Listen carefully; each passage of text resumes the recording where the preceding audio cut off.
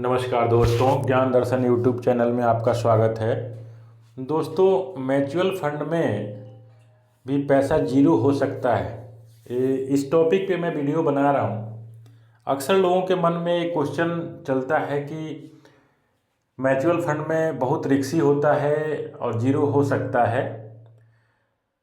जब भी किसी इन्वेस्टर के पास बात करते हैं तो लोगों का एक ही क्वेश्चन रहता है कि बहुत रिस्कफुल होता है म्यूचुअल फंड एसआईपी करना। सबसे पहले तो म्यूचुअल फंड के बारे में लोगों की सबसे बड़ी धारणा ये है, एसआईपी को अच्छा बोलते हैं, नहीं म्यूचुअल फंड नहीं करना है, एसआईपी करना है।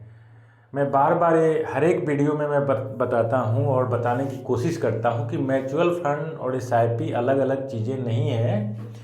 म्यूचुअल फंड वही हो गया कि जो गोल्ड के दुकान पे जाके आप बिस्किट खरीदते हैं, और एसआईपी ये हो गया कि आप म्यूचुअल फंड के रूप में छोटे अमाउंट में पर मंथ, पर week, per day, per year के हिसाब से आप खरीदारी करते हैं किसी भी स्कीम में, किसी भी एनएबी पे।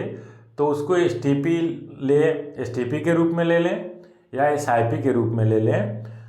तो कहने का मतलब यह है कि म्यूचुअल फंड में पैसा जीरो भी हो सकता है क्या? इसी से रिलेटेड मैं वीडियो ये बना रहा हूँ, क्योंकि हम लोग की सबसे बड़ी समस्या यही है कि हम लोग म्यूचुअल फंड की धारणा जो है, फिर भी जागरूक तो लोग हो रहे हैं, लेकिन आम आदमी की जो धारणा है यही बना हुआ है कि नहीं, म्यूचुअल फंड में बहुत रिस्क होता है, पैसा जीरो भी हो सकता है।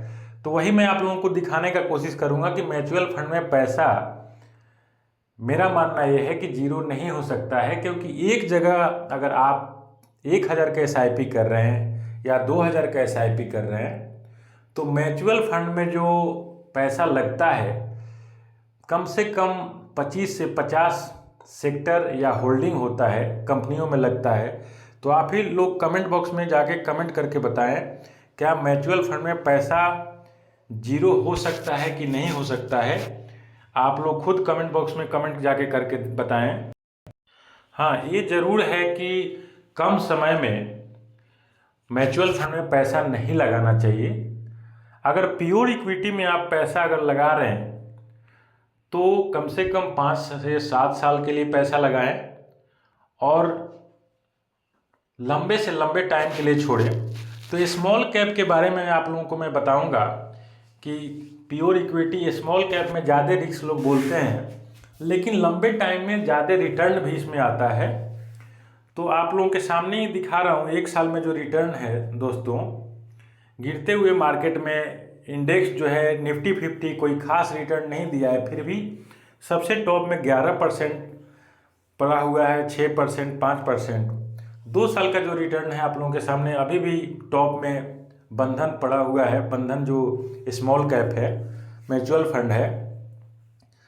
तो मेरा मानना यह है कि एक नॉर्मल में बंधन बैंक मेरे की तरफ से कोई रिकमेंड नहीं है, और आप लोगों के सामने मैं दिखाऊंगा कि देखिए दोस्तों, ये पैसा आप लोगों के सामने डूब सकता है क्या? सेक्टर एनालिसिस दिखाई दे रहा होगा, ये कितने जगह पैसा लगा हुआ है। रिटेल के रूप में 11.39, फाइनेंस एंड इन्वेस्टमेंट के तौर पे 11.29, ऐसे ऐसे करके धीरे धीरे स्लाइड करके आप लोगों को दिखाई दे रहा होगा। Banking, financial, cash, pharma, biotech, तो ये लमसम 50 कंपनियों में पैसा लगा रहता है। टॉप होल्डिंग जो है इसका आप लोगों के सामने दिखा रहा हूँ।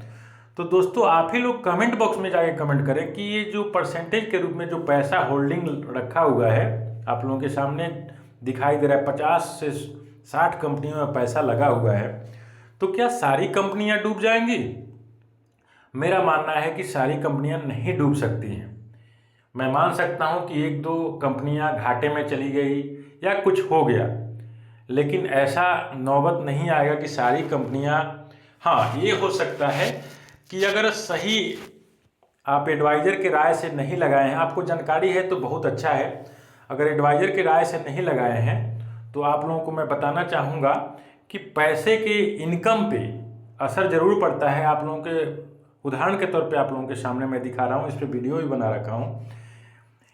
ये चिल्ड्रन फंड है, एसआईपी जो चिल्ड्रन फंड है, म्यूचुअल फंड में एसआईपी चिल्ड्रन फंड जो है, ये ज़रूर हो सकता है कि अगर सही जगह पे आप पैसा नहीं लगाए हैं तो रिटर्न पे बहुत असर पड़ सकता है। देखिए आप लोगों के सामने ही 10 साल में चिल्ड्रन फंड जो है टॉप में 13% है, 15 साल का भी आप लोगों को दिखाई दे रहा है, और LIC चिल्ड्रन फंड 7.49%। अब दोस्तों आप लोगों के सामने जो 7.49% दिखाई दे रहा है 15 साल के बाद भी, और हमेशा आप लोग सुनते हैं कि 15% 20% रिटर्न मिलता है लंबे टाइम में, ये 7.49 क्यों है? तो आप लोगों के सामने मैं दिखाऊंगा। बहुत कुछ AUM पे डिपेंड करता है।